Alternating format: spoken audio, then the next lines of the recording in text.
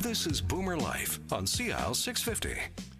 Welcome back. Joining us in studio from the BC Seniors Living Association, Executive Director Marlene Williams and Board Member Allison Howard on this episode of Boomer Life. BC Seniors Living Association, all about, well, all of these communities, retirement communities all over British Columbia, from 12 years ago to 153 in 2015. That's a remarkable growth cycle. And Marlene, as more and more of us boomers become more and more aware of the options, the multiplicity of options that are available for seniors, our parents, and not too far down the road ourselves. We're doing good homework these days. But as we look around and try to educate ourselves so we can be more helpful to our parents, I'm finding a little bit of confusion. And you two can help me out. You're with the Seniors Living Association. You're sort of the umbrella organization that just reins everybody in when they're necessary. So help me here, because we have essentially three types of seniors accommodation in these retirement communities across British Columbia. We have independent living, we have assisted living, and then we have, what is it, complex care? Is that how you would define it? What do they call it in your company, Allison? Long-term care. Long-term care, okay. And what is your experience? What would you call it, Marlene? Well, that third option.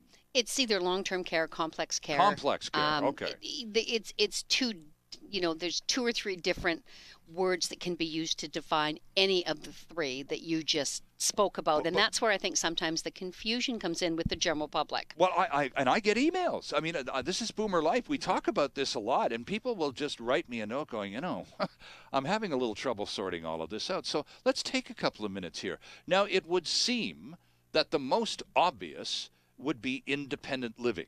It's your home, it's your apartment. They cook, they clean. Otherwise, it's your home, it's your apartment, you come and go as you please. Is that pretty much summing it up, Marlene? Any more details required for independent living? No, and I think that's what the misconception is a lot of seniors think that when they leave their own house and move into a retirement community, that their independence is going to be taken away. And that's the nice reason. A nice way to call independent living is you basically move in, you have your own apartment, whether it's a 1-bedroom, a studio, a 2-bedroom, or whatever size you'd like to choose. And with that comes your hospitality services, which is your cooking, your cleaning, all the recreational services. There will be a hairdresser on site. You'll be able to have your pedicure, manicure days. However, but the one big important thing is you've got the safety and the security. So it's like going into a hotel. So when you come in, you pass a front desk. And when you check in the front desk, you say, "Hi, I'm here to see Sterling Fox," and then you sign in, and then you go and you visit your friend that's in that retirement community. Sure. But the actual senior comes and goes as they please. They come out, they go, they participate in as much as they want or as little as they want. When they close their door, coming to their apartment, that's their home. That's where they live, and they do as they choose. And a lot of these places are pet friendly. You can bring the pooch along. And yes, a lot of them are bring the pet car friendly. along. There'll be a parking spot found for you. So your independent lifestyle can, Allison, carry on pretty much as it was, except, well, now you have friends. Oh, and really good food. And really good food. And you'll find a lot of our member communities have Red Seal chefs on staff. They do gourmet dining nights. They do wine pairing. They open to the general public and have the general public come in. Your family can come and dine with you. It really is. We call it the cruise ship that doesn't go anywhere, right? It's an absolute lifestyle. But the independent is the most important thing. You're making your own decisions. You have the locus of control. You choose when you come and go. You choose who you see and who you don't see. Most importantly, you choose what you are involved in and what you're not involved in. Yes. Well, and I think, and back to the children of the Depression for a second here, because when our parents were growing up, and my mom's 92. So when she was growing up, it was in the 1930s, and she had a great aunt who lived in a home. And every now and then, exactly. You might as well a big old Gothic place up on the hill, a horrible place. I've seen it. I never went there, but she and her siblings would every now and then they'd have to drive out to see the aunt in the home. And so, in my mother's eye, when my brother and I start talking to her about, Mom, you might want to consider at some point here the comfort and the Yes. convenience of a seniors community.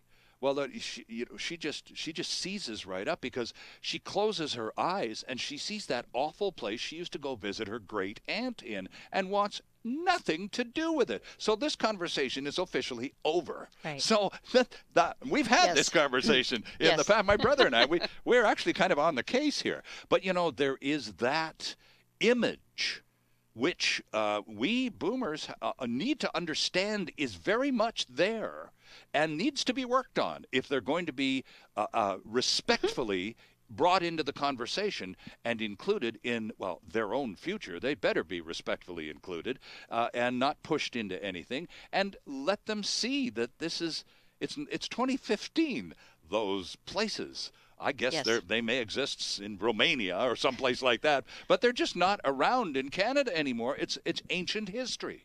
Yeah, it's interesting that you say that, because I come from a hospitality hotel background.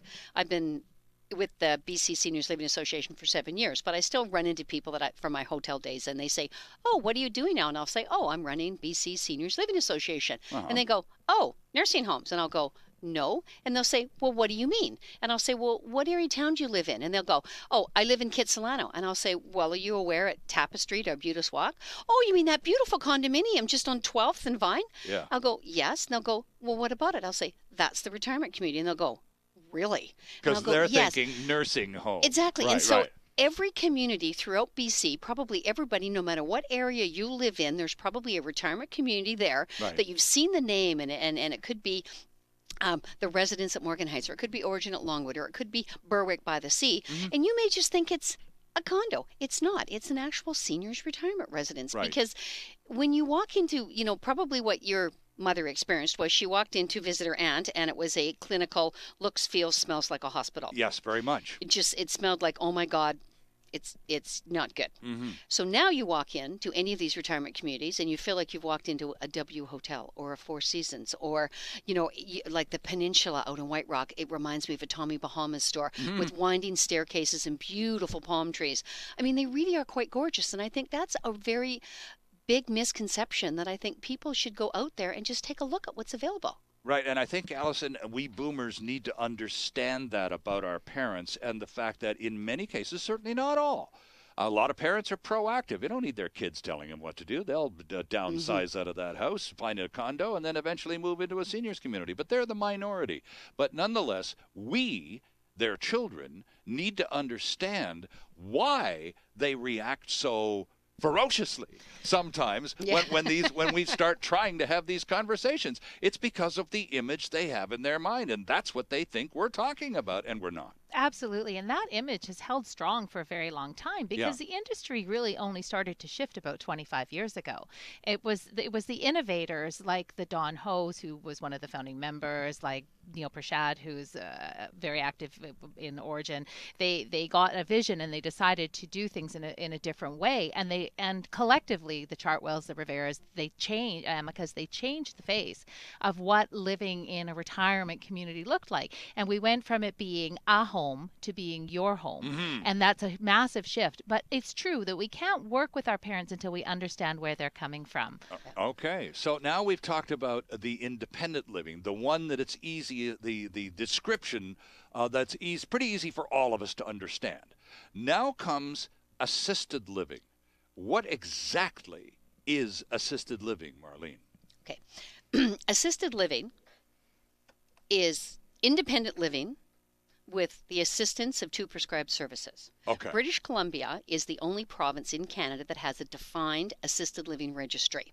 And the assisted living registry falls under the Home and Community Care Act. So there's very definite specifications of what assisted living is. So in British Columbia, the 2 prescribed services are assistance with daily activities, bathing, dressing, and medication reminders, which means we'll just come in and say, "It's 1 o'clock, Mary, time to take your pill." Sure. So it's basically independent living and assisted living. Seniors live in the exact same community. They have the exact same freedom. They still direct their own care, but They just happen to have help with a couple of little things that they may need. So they're very active, they're very social, and you could be living next, Marion and Sue could be living next door to each other, and one could be assisted living and one could be independent living, and you'd never know the difference. Right, I see. Okay. So it's very, very similar to independent living, except with those couple of extra prescribed services. And Allison, do those, when you require those extra services, a little help putting the socks on in the morning or remembering the meds, I would assume those are paid services. And if you live in a seniors community, does the community provide it, or do you still bring in sort of subcontractors from the outside? Every member community is a little different, but the majority of our member communities have the services within their own network of staff members. Okay. So they'll have either an RN and LPN on as a director of care, and they will have healthcare attendants providing some of those services, especially with the personal care. The majority of our member communities, you can arrange for those services in-house. Some of them, they do have sometimes home care or the like coming in, but most of our members have supportive services in place. Okay, so... And within assisted living, there's government funded and there's private pay. Okay. So if you are a senior that needs possible help financially, you can apply through your health authority, depending on the area that you live in, and you can become eligible for government-funded assisted living. So those particular seniors would move into, for an example, Origin at Longwood. They would move in there, and then the government would pay partial in conjunction with BC Housing. It's called the ILBC program, Okay. Independent Living British Columbia program. And so that senior would then just pay partial of the accommodation rates. Okay. Now, there are some seniors that prefer not to go through government funding. They prefer to choose where they live and how they live, and then therefore they can get the prescribed services, but they will pay privately for it because Right. they may have the resources, or they may choose not to be defined by what the government Well, that's true. mandate is. Then once you sort of surrender to the government, then you get what you get, right? Now, and this refers, Allison, though, to the game plan that you talked about a few minutes ago, where there has been a plan all along. So when there's a certain threshold of age realized, the house gets sold. The house was paid for in 1966, for crying out loud. It's worth a few bucks. And there's the financing for whatever living requirements you may have, and it's not even going to get in the way of anybody's inheritance if the property is in Vancouver. So I guess what I'm talking about here is that even if you do require an add-on in the assisted living category, it's not prohibitively expensive. It's not prohibitively expensive, and as Marlene stated, we're a private pay community at Origin, and there's many that are. In Vancouver, there's lots of private pay where you just simply purchase those additional services, and they do them in packages Right. or a la carte. I mean, you could get a whole package starting from about $350 a month. It really is not that prohibitive, and then Okay. you just build from there. Not that we like to talk cost, but some people are very concerned, and they think the cost of these services would be, go through the roof, but it's not the case. Well, we do need to talk cost, because when we, the boomers, go out doing the homework, the legwork for mom and dad, and just gathering brochures and jumping around online and all of that stuff, absolutely we're going to do the math, because we're going to get challenged on it. Yes. Oh, yeah, I couldn't possibly afford that. Your house is worth, well, you don't even want to get into what the seven-figure is. But so it's important, I think, to understand, though, that these aren't the sorts of costs that would inhibit or prohibit someone from considering a seniors community. No, I don't think so at all. I think it would create great comfort knowing that there was this lovely level of service and care and a watchful eye for such an accessible price point. Need to get to the third level here, which is in some ways the most difficult to comprehend. But I'm going to take a quick break here, and we'll continue with our guests, Marlene Williams and Allison Howard from the BC Seniors Living Association on Boomer Life after these messages. Celebrating the baby boomer lifestyle. This is Boomer Life on CL 650.